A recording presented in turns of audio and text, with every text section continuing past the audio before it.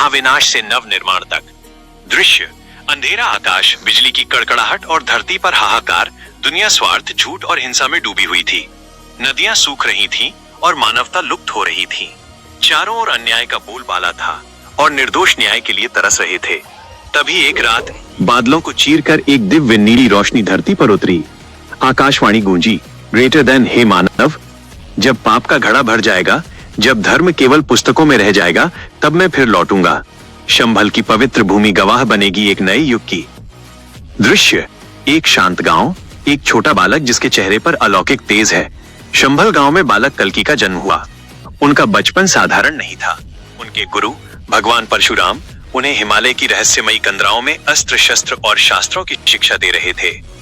परशुराम ने कहा, greater than पुत्र, कल्की तुम्हारी लड़ाई तलवार से कम और चेतना से ज्यादा है। तुम्हें केवल शत्रुओं को नहीं, बल्कि उस विचारधारा को मिटाना है जो अधर्म को जन्म देती है। जैसे जैसे कल्की बड़े हुए, उनका ओज सूरज की तरह चमकने लगा। उनकी उपस्थिति मात्र से ही नकारात्मकता दूर होने लगती थी। दृश्य: एक सफेद दिव्य घोड़ा, देवदत्त और कल्की के हाथ में चमकती तलवार रत्नमारु। अंततः वो समय आ गया। कल्की अपने दिव्य सफेद घोड़े देवदत्त पर सवार होकर निकले। उनके एक हाथ में न्याय की चमकती तलवार रत्नमारु थी और आंखों में न्याय के प्रति कठोरता और निर्दोषों के लिए करुणा। महायुद्ध छिड़ गया, लेकिन यह कोई आम युद्ध नहीं था। जहां जहां से कल्की गुजरते, भ्रष्ट राजाओं के अहंकार के किले ढह जाते। जो साधु धर्म के नाम पर पाखंड और व्यापार कर रहे थे, उनकी असलियत सबके सामने आने लगी। अधर्मी लोग कल्की के डर से नहीं, बल्कि अपनी आत्मग्लानि और पापों के बोझ से कांपने लगे। दृश्य: एक विशाल काला साया माइनस कलयुग का प्रतीक कल्की के सामने खड़ा है। तभी कलयुग स्वयं एक भयानक अंधकारमय साये के रूप में प्रकट हुआ। कलयुग अट्टहास करते हुए, ग्रेटर देन, तुम मुझे नहीं मार सकते कल्की। मैं हर इंसान के लालच में हूँ, उनकी नफरत में हूँ।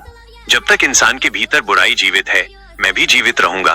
कल्की अत्यंत शांत स्वर में, ग्रेटर देन कलयुग, तूने केवल मनुष्य की कमजोरी देखी है, उसकी शक्ति नहीं। तू भूल गया कि हर अंधेरी रात के बाद भोर होना निश्चित है। मैं तुझे नहीं, तेरे अहंकार को और उस भ्रम को समाप्त करने आया हूं जो तूने फैलाया है। कल्की ने अपनी दिव्य तलवार से एक प्रचंड प्रहार किया। वो प्रहार कलयुग के शरीर पर नहीं, बल्कि संसार में व्याप्त अंधकार और अज्ञान पर था। दृश्य: खिली हुई धूप, बहती निर्मल नदियां और लोगों के गले मिलते हुए दृश्य। पलक झपकते ही सारा वातावरण बदल गया। आकाश साफ हो गया, नदियां फिर से कलकल कर बहने लगी और मनुष्यों के हृदय से घृणा समाप्त हो गई। कलयुग का अंत हुआ और सत्ययुग की पहली किरण दिखाई दी। अंतिम संदेश: यह कहानी केवल भविष्य की कल्पना नहीं है, बल्कि आज के लिए एक बड़ी चेतावनी है। कल्की हमारे बाहर बाद में आएंगे, पहले उन्हें हमारे भीतर बैठे कलयुग को मारना होगा। दया, प्रेम और सत्य ही वे असली अस्त्र हैं, जिनसे हम कल्की के आगमन का मार्ग प्रशस्त कर सकते हैं।